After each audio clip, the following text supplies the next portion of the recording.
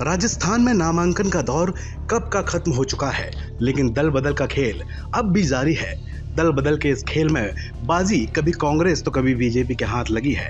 अब वोटिंग से ठीक 10 दिन पहले कांग्रेस ने बड़ा दांव खेलते हुए बीजेपी को झटका दिया है।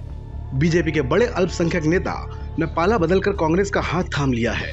मुख्यमंत्री अशोक गहलोत और राजस्थान कांग्रेस के प्रभारी सुखजिंदर सिंह रंधावा की उपस्थिति में अमीन पठान ने कांग्रेस में शामिल हुए और 25 साल बीजेपी में रहने के बाद पाला बदलते ही पठान ने कहा कि अब अटल आडवाणी वाली बीजेपी नहीं रही। इतना ही नहीं, पठान ने सीधे सीधे बीजेपी के शीर्ष नेतृत्व पर सवाल खड़े कर दिए।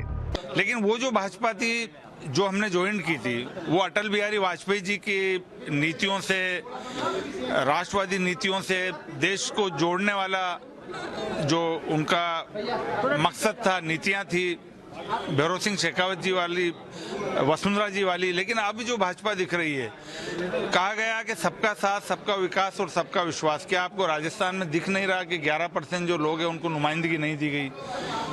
भारत सरकार के अंदर कोई भी अकलियतों का कोई मिनिस्टर नहीं है। बीजेपी में रहते हुए अमीन पठान की गिनती वसुंधरा राजे के करीबियों में होती थी। वो प्रदेश में बीजेपी के गिने चुने अल्पसंख्यक नेताओं में थे।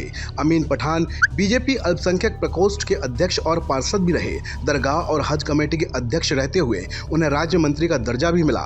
अमीन पठान राजस्थान क्रिकेट एसोसिएशन के उपाध्यक्ष भी रहे। कोटा के रहने वाले पठान भरतपुर जिले की मुस्लिम बहुल कामा विधानसभा सीट से टिकट चाहते थे, लेकिन पार्टी ने उन्हें टिकट देने से साफ इनकार कर दिया। टिकट न मिलने से पठान बागी हो गए और कांग्रेस से जा मिले। अमीन पठान को राजनीति में लाने का श्रेय बीजेपी के सीनियर नेता भवानी सिंह राजावत को जाता है। इस चुनाव में बीजेपी से बागी होने वाले अमीन पठान इकलौते अल्पसंख्यक नेता नहीं हैं। इससे पहले एक और अल्पसंख्यक नेता यूनिस खान टिकट न मिलने से नाराज हो गए और पार्टी के खिलाफ बगावत कर दी।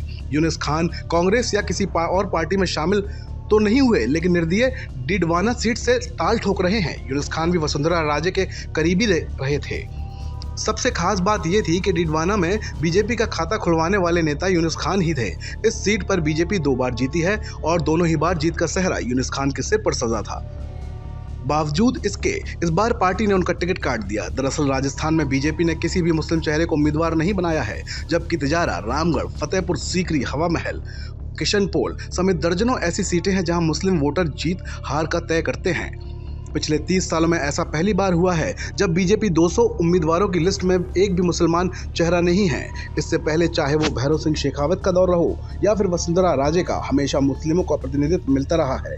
भैरव सिंह शेखावत के समय में तो बीजेपी हिंदू तीर्थ स्थल पुष्कर से रमजान खान को प्रत्याशी बनाती रही है। रमजान खान शेखावत सरकार में मंत्री भी रहे। बाद में वसुंधरा राजे के समय में भी यूनिस खान को न सिर्फ टिकट मिला बल्कि वो मंत्री भी बने।